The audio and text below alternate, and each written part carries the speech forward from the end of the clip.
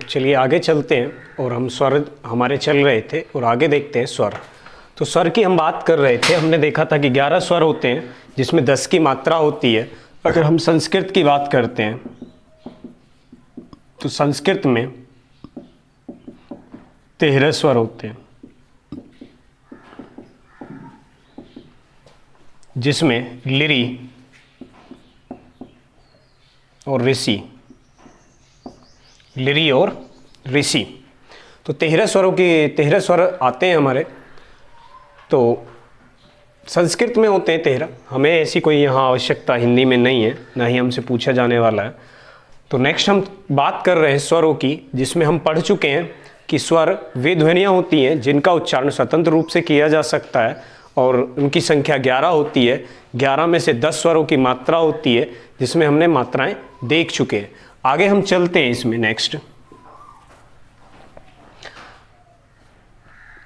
स्वरों के प्रकार।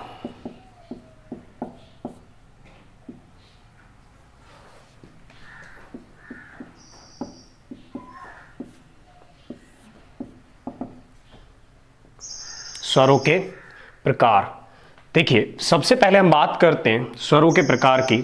तो हम सबसे पहले बात करते हैं उद्गम के आधार पर, उद्गम के आधार पर या उत्पत्ति के आधार पर। उद्गम या उत्पत्ति के आधार पर स्वरों की बात करेंगे। स्वरों के प्रकार में हम सबसे पहले उद्गम के आधार पर स्वरों को देखेंगे कि कितने प्रकार के स्वर हमारे होते हैं। तो जैसे हम बात करते हैं उद्गम या उत्पत्ति के आधार की बात अगर हम करते हैं, तो एक तो हमें दिखाई देंगे मूल स्वर, मूल स्वर, और एक दिखाई देंगे संधि स्वर, मूल स्वर या संधि स्वर। देखिए मूल स्वर की अगर हम बात करते हैं तो मूल स्वर ऐसे स्वर होते हैं जिसे तोड़ा नहीं जा सकता है, जिसे तोड़ा नहीं जा सकता है, जो किसी के योग से नहीं बने हैं। मूल स्वर जिसे तोड़ा नहीं जा सकता है। संधि स्वर की बात करते हैं तो संधि का अर्थ ही होता है जोड़ना। तो ये स्वर जो मिलकर बने होते हैं, ये मिलकर बने होते हैं, तो ये मिलकर बने होते हैं। तो मूल स्वरों की संख्या हमारी 4 होती है, मूल स्वरों की संख्या 4 होती है और संधि स्वरों की संख्या हमारी 7 होती है। तो कभी कभी पूछा गया है कि मूल स्वरों की संख्या 4 या संधि स्वर हमारे कितने होते हैं? 7 होते हैं। संधि स्वर हमारे 7 होते हैं। जैसे हम बात करेंगे सबसे पहले मूल स्वर, जो 4 मूल स्वर हैं वो कौन से हैं?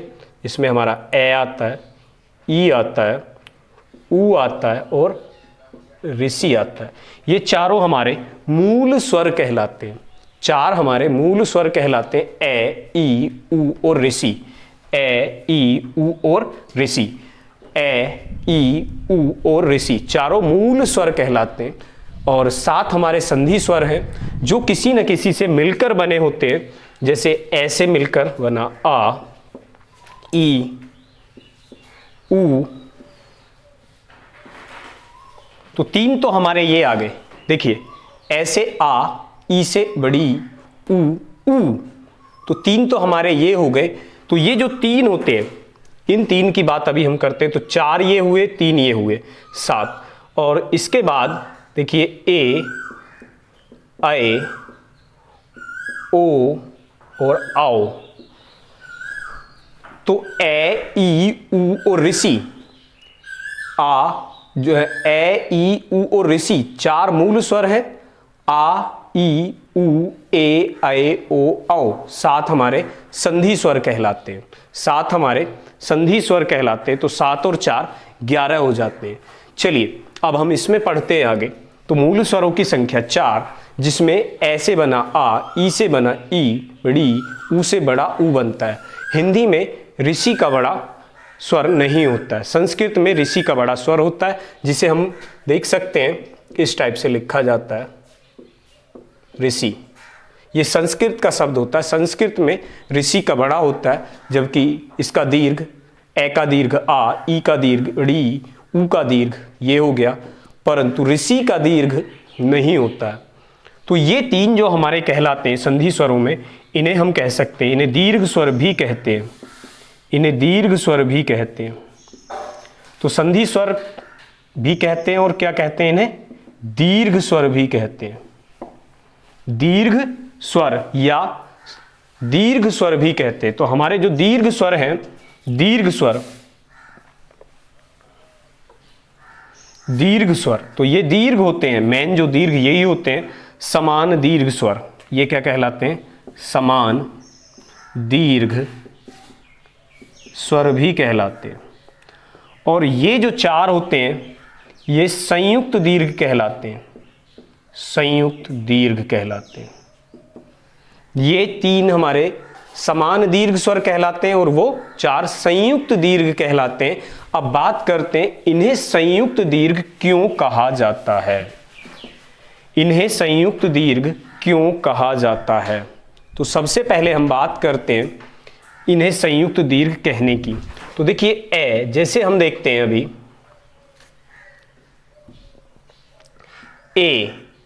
ए को समझते, ए बनता है हमारा ए प्लस ई से, तो ये मेल से बनता है, दो स्वरों के मेल से बनता है, ए प्लस ई के मेल से बन रहा है, इसलिए हम इसे कहते हैं संयुक्त दीर्घ। ऐसे ही ए प्लस ऊ से बनता है ओ, तो इसलिए इसे हम कहते हैं संयुक्त दीर्घ। तो ये चार जो होते हैं हमारे संयुक्त दीर्घ स्वर कहलाते हैं, संयुक्त दीर्घ स्वर कहलाते हैं ये चारों, क्योंकि ये संयुक्त होके बने, दो स्वरों से मिलकर बने, दो असमान स्वरों से मिलकर बनते हैं, ये भी और ये भी, ये भी और ये भी, तो इसीलिए चारों को हम क्या कहते हैं, संयुक्त दीर्घ। तो क्वेश्चन अगर हमसे पूछा जाता है संयुक्त दीर्घ स्वरों की संख्या बताइए, संयुक्त दीर्घ स्वरों की संख्या बताइए, तो संयुक्त दीर्घ होते हैं चार और समान दीर्घ स्वर होते हैं तीन।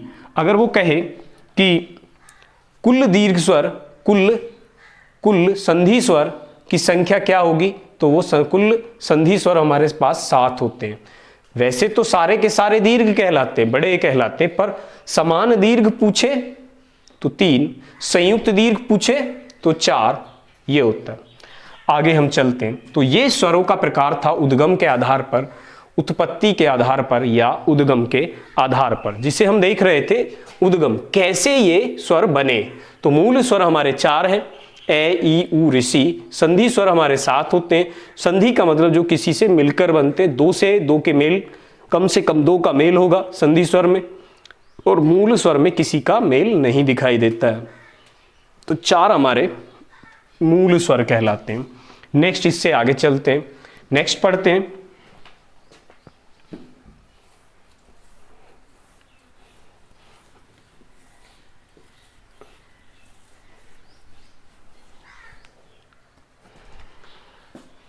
मात्रा के आधार पर, नेक्स्ट मात्रा के आधार पर, मात्रा के आधार पर। तो मात्रा के आधार पर स्वर की हम बात करेंगे, मात्रा के आधार पर स्वर की बात करेंगे। देखिए लघु स्वर होते हैं मात्रा के आधार पर और गुरु स्वर होते हैं।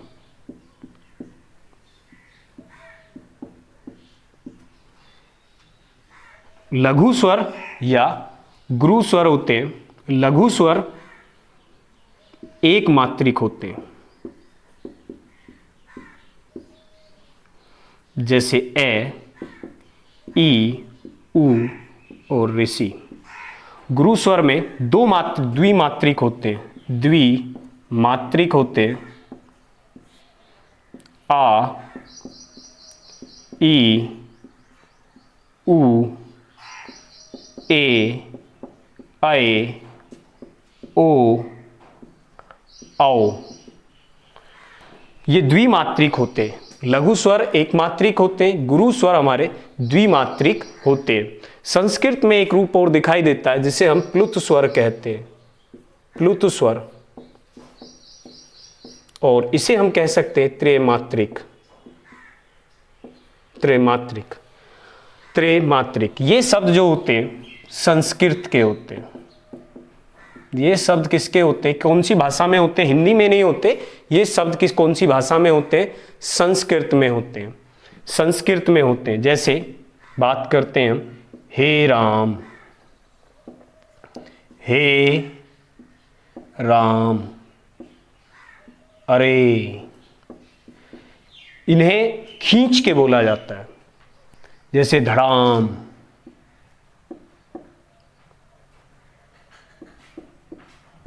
धड़ाम। तो ये स्वर हमारे संस्कृत के होते हैं, प्लुत स्वर होते हैं, त्रिमात्रिक होते हैं, जैसे हे राम, अरे, धड़ाम। और इनका जो प्रयोग किया जाता है किसी को दूर से बुलाने में करते हैं। तो संस्कृत के होते हैं ये स्वर। लघु स्वर होते हैं जिन्हें हम ह्रस्व स्वर भी कहते हैं। ह्रस्व स्वर, गुरु स्वर या दीर्घ स्वर भी कहा जाता है, और वो प्लुत स्वर कहलाते हैं जो सिर्फ संस्कृत के होते हैं और किसी कोसे को दूर से बुलाने में इसका उपयोग किया जाता है। और इसमें अगर हम देख रहे हैं ये अवग्रह का प्रयोग किया जाता है, अवग्रह का प्रयोग किया जाता है। मात्रा के आधार पर हम हिंदी में स्वर अगर देखते हैं तो लघु स्वर या ह्रस्व स्वर जिन्हें कहा जाता है जो एक मात्रिक होते हैं, गुरु स्वर या दीर्घ स्वर जो द्विमात्रिक होते हैं, प्लुत स्वर जो संस्कृत में होते हैं हिंदी में नहीं पाए जाते हैं जिन्हें त्रिमात्रिक कहा जाता है, जैसे हे राम, धड़ाम, अरे, इस टाइप के शब्दों को, अर्थात इनका प्रयोग दूर से बुलाने में किया जाता है। नेक्स्ट हम बात करते हैं स्वरों की ही, और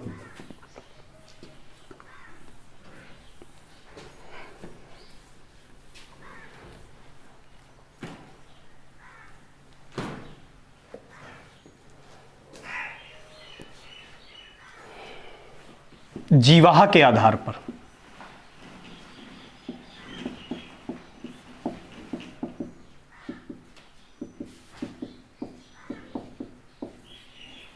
जीवाहा के आधार पर अर्थात हम इसमें देखेंगे कि कौन सा स्वर जीवा के किस भाग से बोला जाता है।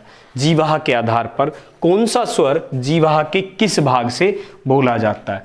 तो जीवाहा की अगर हम बात कर रहे हैं तो देखते हैं,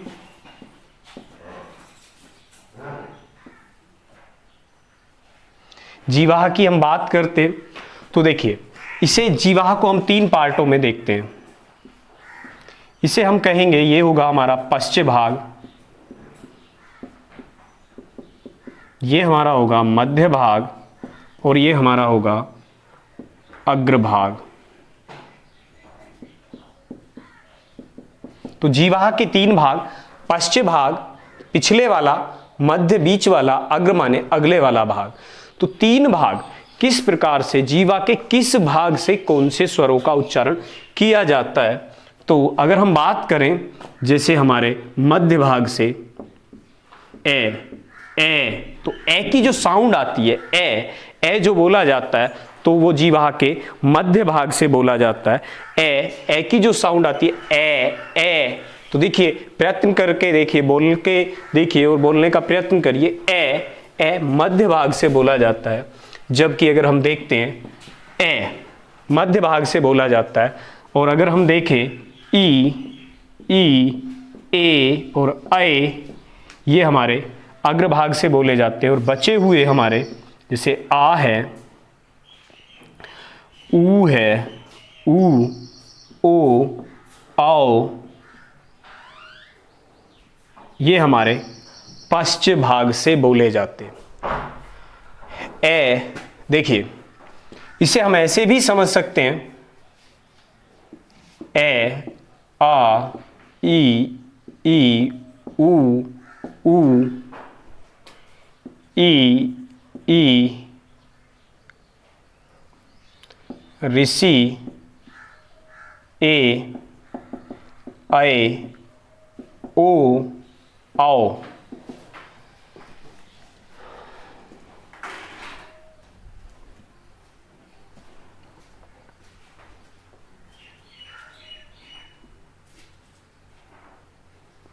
देखिए इसमें हम ऋषि को नहीं लेंगे, इसे ऋषि को नहीं लेंगे, 2 छोड़िए 2 को लीजिए, 2 छोड़िए फिर 2 लीजिए।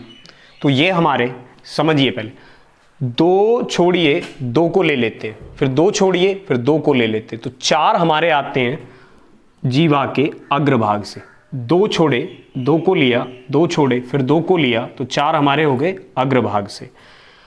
ये हमारा आता है सबसे पहले। इसके बाद ए जो होता है वो किससे आएगा? मध्य भाग से। और बाकी जो बचते हैं आ, उ, ओ और आओ, ये 5 जो बच जाते हैं हमारे, ये किससे आएंगे? पश्च भाग से। ये किससे आएंगे? पश्च भाग से। तो जीवा के आधार पर ए, आ, ई, उ, ऋषि को नहीं लेंगे यहाँ। ए, ऐ, ओ, औ 10 की ही बात करेंगे, ऋषि की बात बाद में करेंगे। तो 10 की अगर हम बात कर रहे हैं इनों की, तो इनमें से 2 छोड़िए, 2 को लीजिए, फिर 2 छोड़िए और 2 को लिया, तो ये 4 हमारे होते हैं जीवा के अग्रभाग से। ए आता है हमारा मध्य भाग से, और बचे कुचे जो 5 होते हैं हमारे, वो 5 के 5 आते हैं पश्चिम भाग से। तो अग्र स्वर, या ऐसे नहीं अगर हम समझें तो देखिए, अगर जब हम बोलते हैं, इनका उच्चारण करते हैं, तो उच्चारण स्थान के आधार पे भी, जीवा के आधार पे उच्चारण स्थान पे भी हम देख सकते हैं। जैसे ए, बीच से मध्य भाग से इस जीभ पे मध्य भाग, जीभ उठती है ए। आ के लिए जीभ नीचे, पीछे से, तो आ।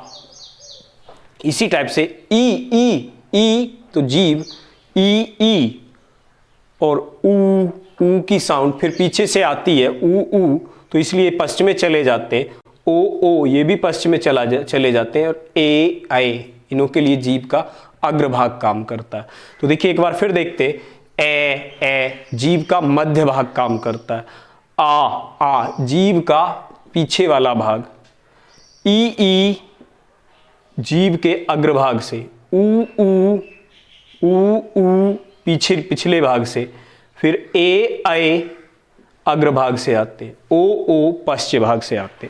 तो या तो हम इसे ऐसे कर सकते हैं कि 2 छोड़िए, 2 ले लीजिए, 2 छोड़े फिर 2 ले लीजिए, तो ये अग्रभाग से होते हैं। याद करने के लिए देख सकते हैं, ऐसा वैसे कुछ है नहीं, तो हम याद करने के लिए ट्रिक्स देख सकते हैं कि 2 छोड़े तो 2, फिर 2 छोड़े तो 2, तो 4 हमारे अग्रभाग से हो गए, ये मध्य भाग से हो जाता है, और बचे कुचे हमारे पश्चिम भाग से स्वर का उच्चारण किया जाता है। चलिए इसके बाद हम बात करते हैं स्वरों की ही, और इन्हें थोड़ा सा और समझेंगे अभी।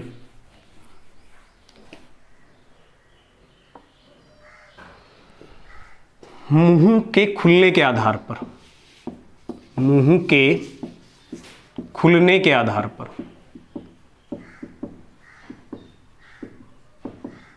मुंह के खुलने के आधार पर इन्हें भी हम समझ सकते हैं।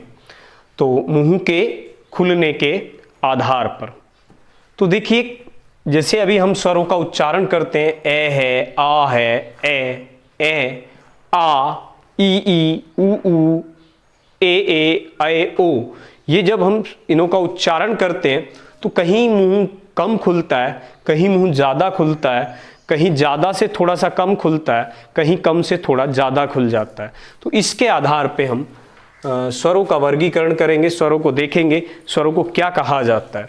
देखिए हम सबसे पहले उस चीज़ को देखेंगे जिसमें बहुत ज़्यादा मुख खुलता है, बहुत ज़्यादा मुख खुलता है, सबसे ज़्यादा मुख खुलता है, सबसे ज़्यादा मुख खुलता है।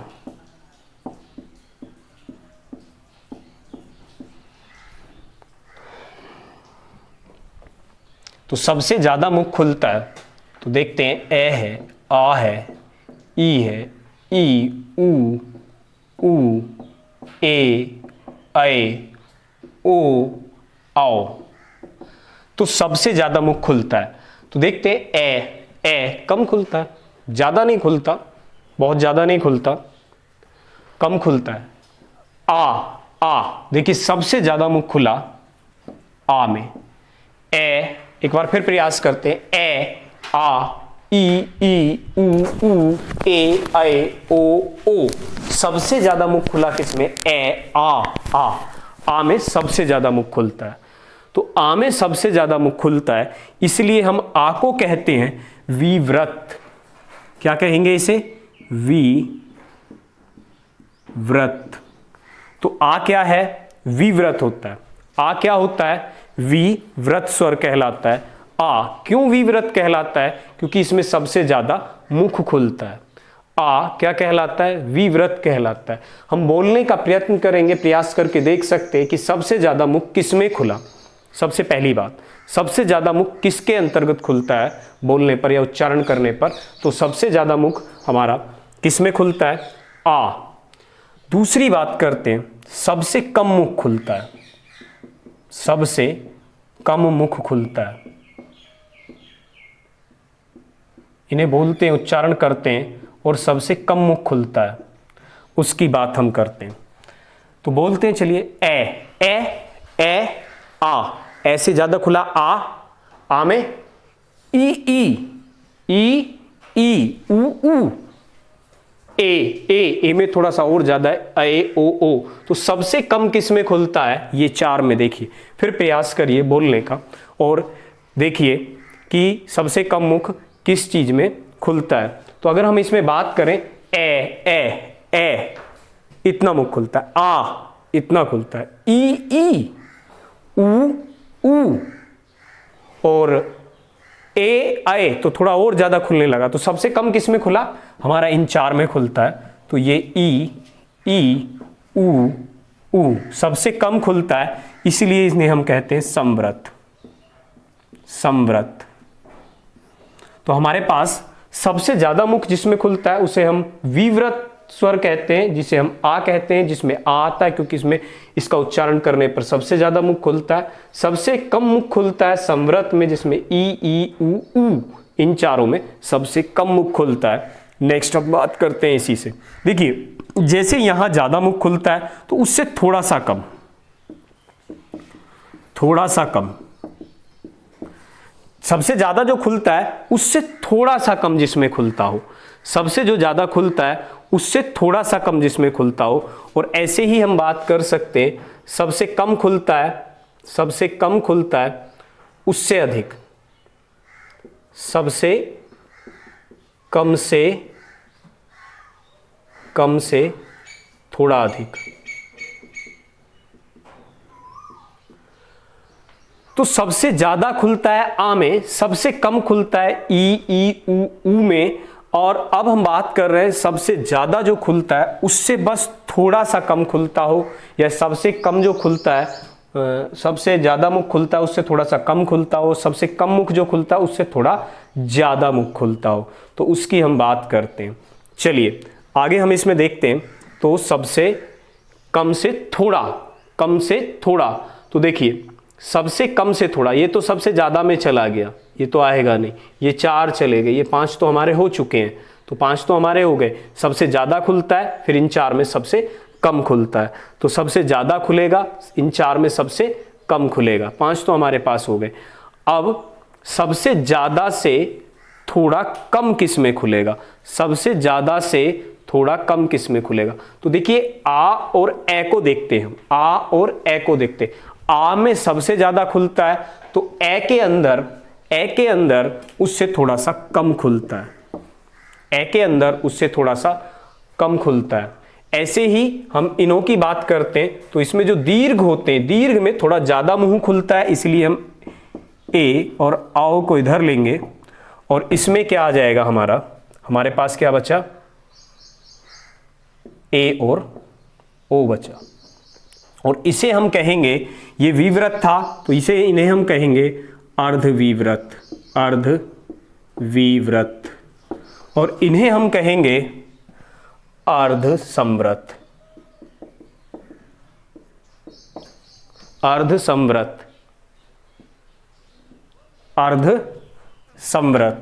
तो ये हमारा क्या कहलाएंगे, ये हमारे कहलाएंगे अर्धसंव्रत,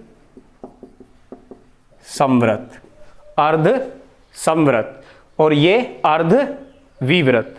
तो ये हमारे अर्धविव्रत कहलाएंगे और ये हमारे अर्धसंव्रत कहलाएंगे। तो ए और ओ अर्धसंव्रत होते हैं। संव्रत में हमारा ई ऊ आता है, विव्रत में आ आता है, अर्धविव्रत में ए ओ आता है। तो चलिए, इसे हम ऐसे भी देख सकते हैं, थोड़ा सा एक बार इसे फिर हम समझ लेते हैं।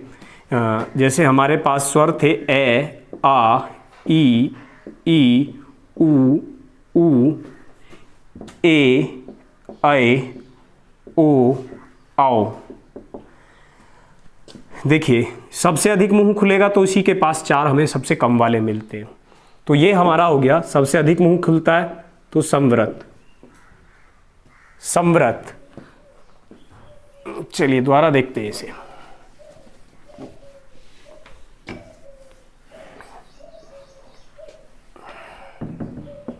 ए, आ, ई, ऊ, ए, ऐ, ओ, आओ। संवृत, ये विवृत। ये हमारा होगा संवृत, सबसे अधिक मुंह खुलता है, सबसे कम खुलता है विवृत। देखिए रटने की कोई जरूरत नहीं है। ए, आ से ज्यादा मुंह किसी में नहीं खुलता। ई, ऊ, ए, ऐ, ओ।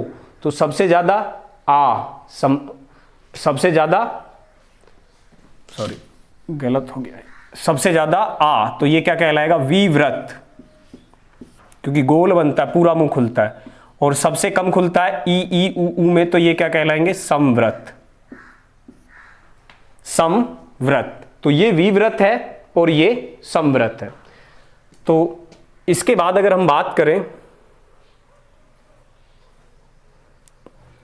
विवृत, संवृत। संवृत, तो संवृत के पास में मिलेगा अर्ध संवृत। ये अर्ध विवृत, ऐसे भी देख सकते हैं इसे। ये फिर अर्ध संवृत और ये अर्ध विवृत। तो इस टाइप से भी हम कर सकते हैं। देखिए विवृत, तो विवृत के पास अर्धविवृत,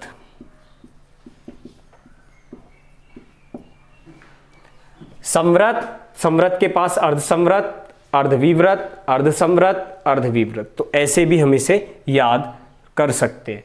तो हम स्वरों की बात कर रहे हैं, तो यहां हमने देखा, देखिए एक बार फिर इसे समझ लेते हैं। विवृत, जिसमें पूरा का पूरा मुंह खुलता है, जैसे आ विवृत होता है आ। अगर हम बात करें जिसमें सबसे कम मुंह खुलता है ई, ऊ, तो वो संवृत होता है। अगर इससे आगे हम बात करें पूरे से पूरा मुंह खुलने से थोड़ा कम खुलता हो, तो उसमें ए और ओ में खुलता है। और उसके बाद सबसे कम से थोड़ा ज्यादा जो खुलता है वो ए और ओ में खुलता है। तो इस टाइप से हम इसका वर्गीकरण कर सकते हैं। नेक्स्ट आते हैं इसके बाद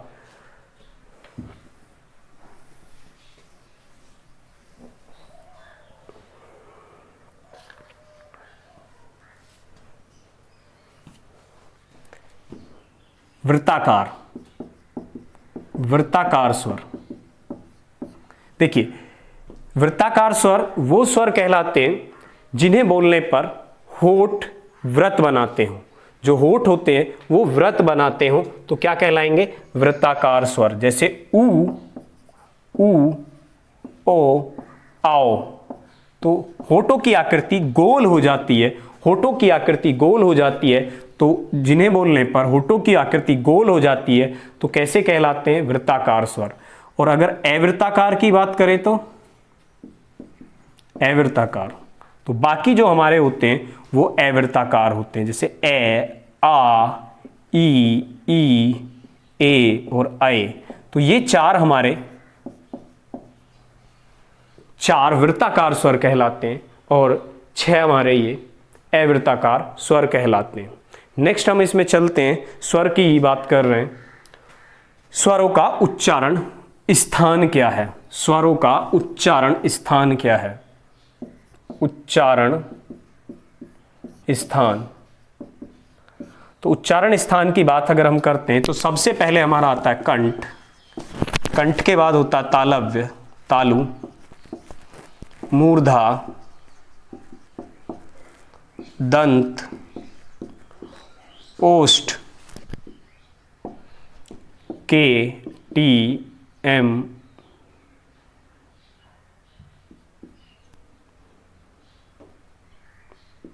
दा। कंठ तालु मूर्धा के टी एम और दा, कंठ तालु मूर्धा दंत और ओष्ठ। तो कंठ से देखिए बोला जाता है हमारा ए और आ का उच्चारण कंठ से होता है, ई और बड़ी ई का उच्चारण तालु से होता है, ऋषि का उच्चारण मूर्धा से होता है, दंत से कोई भी स्वर नहीं बोला जाता, ओष्ठ से ऊ और ऊ बोला जाता है, ऊ और बड़ा ऊ बोला जाता है, ओष्ठ से ए आ ई ऊ औ ऊ ऊ। तो ये हमारे कंठ से बोले जाने वाले दो स्वर होते हैं, ए और आ। तालु से बोले जाने वाले ई और ई होती है, मूर्धा से ऋषि बोला जाता है, दंत से किसी भी स्वर का उच्चारण नहीं किया जाता। जबकि ओष्ठ की अगर हम बात करते हैं तो ऊ और ऊ का उच्चारण किया जाता है, ऊ और ऊ का उच्चारण किया जाता है। तो 2, 4, 5 और 2 7, 7 हो गए हमारे। अभी बचे हमारे पास 4। तो 4 जो बचते हैं, 4 जो हमारे पास में बचते हैं, ए बचा और अए बचा। अब देखिए ए और अए ये मिलकर बनते हैं ए और ई से। तो ए और ई अर्थात इन दोनों से, तो इन दोनों से ये मिलकर बनते हैं, तो इसलिए ये क्या क्या कहलाएंगे, कंठ और तालु जुड़ा। तो ये इनका उच्चारण किससे होगा, कंठ तालव्य या कंठ तालु या कंठ तालव्य। इसी प्रकार अगर हम देखें हमारे पास अभी 2 और बचते हैं, ओ और आओ, और इनों का जो उच्चारण होता है इससे और इससे होता है, कंठ और ओष्ठ से। तो इसलिए इनका उच्चारण किससे होगा, क्योंकि ए प्लस ऊ ओ होता है, इसलिए क्या होंगे, कंठ और ओष्ठ। तो क्या बना, कंठोष्ठ।